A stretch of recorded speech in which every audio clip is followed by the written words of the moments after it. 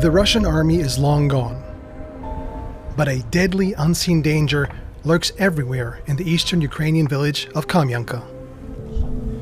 Before the war, around 1,200 people lived here. Barely 100 are here now. Like many here, Vasil and Tatiana Hrushka live off the land.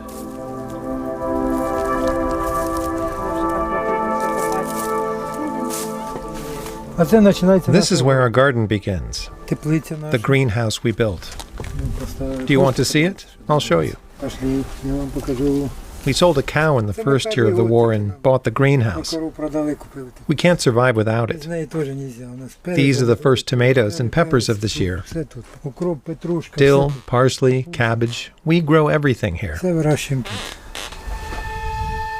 Beside the garden, they have a plot of land that they no longer cultivate. Landmines pose too much of a danger. Despite their caution, they have both been badly injured by mines. More on that later.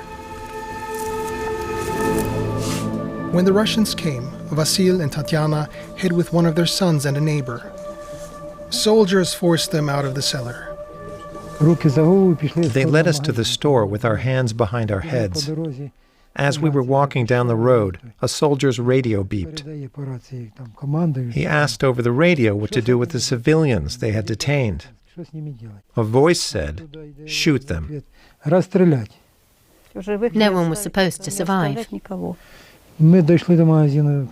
We reached the store and thought, that's it, we're finished. But there were still 4 Ukrainian soldiers there who opened fire. The family escaped in the chaos and left the village for the nearby city of Izium, which also was under occupation. Worried about the fate of their farm, Vasil went back alone, past Russian checkpoints to a ravaged village with no power or telephone. My family didn't know where I was for a month. One day my son came by, and I told him everything was fine.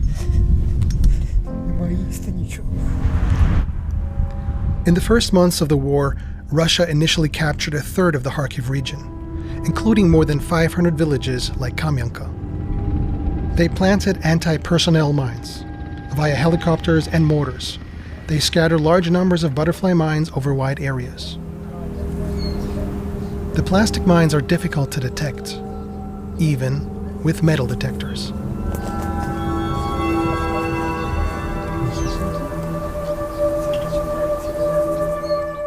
They're behind the door. Artem is one of the few children still living in Kamianka. He's learning English online for a future that will likely be elsewhere. He enjoys his studies, but misses going to school. I'd rather be in class with my friends. Maybe some people like sitting alone and looking at a screen, but I don't. Then he wants to play something for us.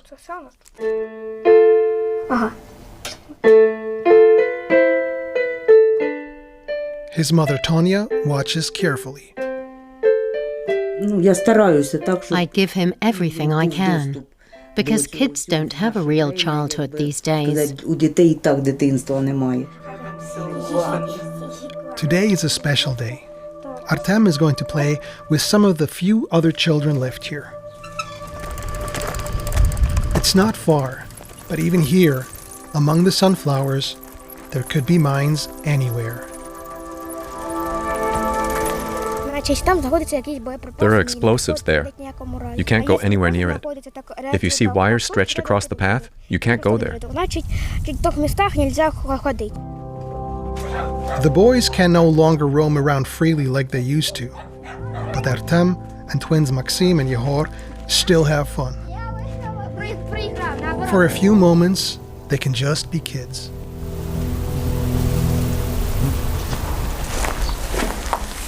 Vasil cleared mines from his own property. He burned rags on top of the mines to set them off. He seemed to have everything under control. Until October 2022, after the Russians withdrew. Vasil was collecting munition crates for firewood from the yard next door. The crates were by the house. I went over and picked one up, and then it happened. He lost a foot and had to have surgery. An aid organization provided a prosthesis. Then he had a stroke. His sons and his wife Tatiana looked after him until he was again able to walk and work. But then they relived the nightmare again last year. It happened on June the 4th, my birthday. My son Vova came with his family for a barbecue. He lit the barbecue, and my eldest son and I went to bring hay for the cow. I didn't touch the mine with the rake, I stepped on it, and the blast knocked me over. I didn't understand what had happened. I started crawling and saw the grass was covered in blood. Her son tied off her leg, probably saving her life. Healing takes time, both mentally and physically. It took Vasil a long time to accept the loss of his foot. Tatiana is having trouble with her prosthesis. She is in pain and has difficulty walking, but they refuse to give up their way of life. They say working in the house and garden keeps them fit. Across the street, Volodymyr is busy doing repairs on his house. He says the occupiers purposely destroyed the place. The bathroom floor was covered with feces. In the next room, a shell has punched through the floor. His sister has collected over 50 mines on the property. One of the siblings will move back into their parents' house. As for the rest of the village, he doesn't see much of a future. Who will rebuild the village? What would they even want here? Let's face it, it's all just talk. Anyone who wants to live here has to accept the limited infrastructure, like the bus to the city which only runs once a week, that the school no longer exists, and that the playground is littered with mines. At least as of 2025, Kamianka again has electricity and working cell phone reception. More than a fifth of Ukraine's territory is estimated to be mined. Clearance teams like the NGO STF are working to dispose of the danger. Initially, demining was done by hand.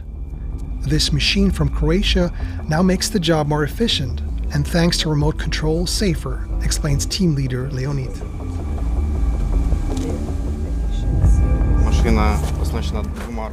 The machine is equipped with hydraulic-powered hammers and cutters, which destroy the munitions right in the ground. Last month, they found 16 of the more than 2 million mines believed to have been planted nationwide. They could be anywhere. Back to Artem and his mother Tonya. When the Russians invaded, she went with her husband and son to western Ukraine until she got homesick. When they returned, they learned their house had been destroyed and how her father had been killed. There was no body, just burnt remains. And then, I don't know why, the car was crushed by a tank. There were still traces of his DNA in the car. Every day, she drives past the wrecked car where her father was killed. Even still, she cannot imagine being anywhere else. The first times we came here with Artem to clear up, my son lay down on the last intact bed where I had slept as a child. Everything was destroyed. The sun shone through the wrecked roof, and he would run up during the day and say, "Mummy, it's so nice here at home." I burst into tears.